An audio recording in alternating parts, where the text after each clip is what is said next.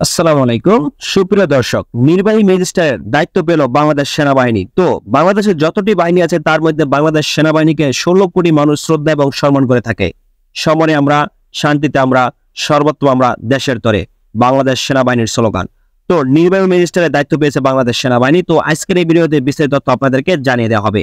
দৈনিক ইত্তেফাক পত্রিকায় প্রকাশিত একটি প্রতিবেদন দেখতে পাচ্ছেন, নির্বাহী ম্যাজিস্ট্রেটের দায়িত্ব পেল বাংলাদেশ সেনাবাহিনী।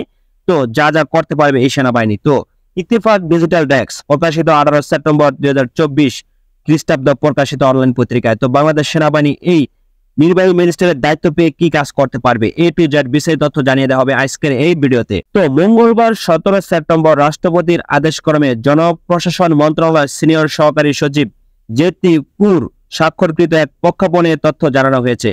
প্রজ্ঞাপন জারির তারিখ থেকে পরবর্তী 60 দিনের জন্য সেনা কর্মকর্তাদের ক্ষমতা দেওয়া হয়েছে।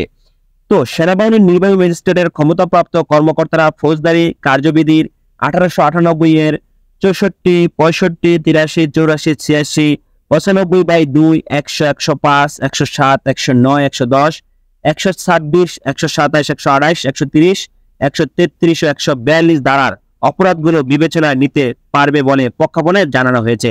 তো এই সকল ধারার ব্যবহার করতে পারবে অপরাধের বাংলাদেশ সেনাবাহিনীর দায়িত্বপ্রাপ্ত নির্বাহী ম্যাজিস্ট্রেটের ক্ষমতাপ্রাপ্ত। আইনের এসব ধারা অনুযায়ী একজন নির্বাহী ম্যাজিস্ট্রেট যেসব ক্ষমতা রয়েছে, ধারা 64 ম্যাজিস্ট্রেটের উপস্থিতিতে অপরাধ সংগঠনকারী ব্যক্তিকে গ্রেপ্তার করার বা গ্রেপ্তারের নির্দেশ দেওয়া এবং হেফাজতে রাখার ক্ষমতা রাখে বাংলাদেশ সেনাবাহিনী নির্বাহী ম্যাজিস্ট্রেটের পাওয়ারে। ধারা 65 গ্রেপ্তার করার ক্ষমতা বা তার উপস্থিতিতে গ্রেপ্তারের নির্দেশনা যার জন্য তিনি গ্রেপ্তারি পরোয়ানা জারি করতে পারবেন। ধারা 83, 84 এবং 86 ওয়ারেন্ট অনুমোদন করার ক্ষমতা বা ওয়ারেন্টের অধীনে গ্রেপ্তারকৃত অভিযুক্ত ব্যক্তিকে অপসারণের আদেশ দেওয়ার ক্ষমতা রাখে নির্বাহী ম্যাজিস্ট্রেটের পাওয়ারে বাংলাদেশ সেনাবাহিনী।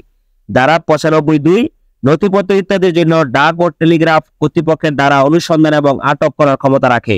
ধারা 100 ভুলভাবে বন্দী ব্যক্তিদের হাজির করার জন্য অনুসন্ধান ওয়ারেন্ট জারি করার ক্ষমতা রাখে। ধারা 105 সরাসরি তল্লাশি করার ক্ষমতা তার ক্ষমতাপ্রাপ্ত ব্যক্তি উপস্থিতিতে যে কোনো স্থানে অনুসন্ধানের জন্য তিনি সার্চ ওয়ারেন্ট জারি করতে পারবে।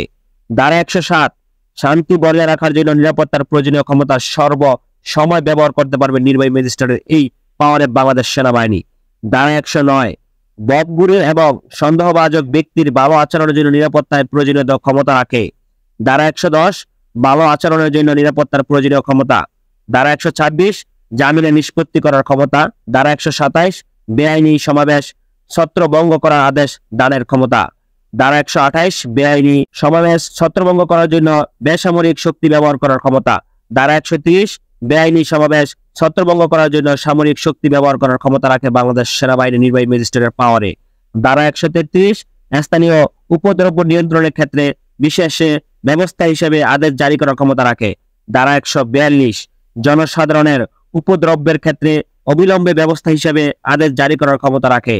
উল্লেখিত ক্ষমতা ছাড়াও যে কোনো নির্বাহী ম্যাজিস্ট্রেটকে মোবাইল কোর্ট আইন 2009 এর অধীনে মোবাইল কোর্ট পরিচালনা করার জন্য সরকার এবং সেই সঙ্গে জেলা ম্যাজিস্ট্রেট দ্বারা সংশ্লিষ্ট এখতিয়ারের মধ্যে ক্ষমতা দেওয়া হয়েছে।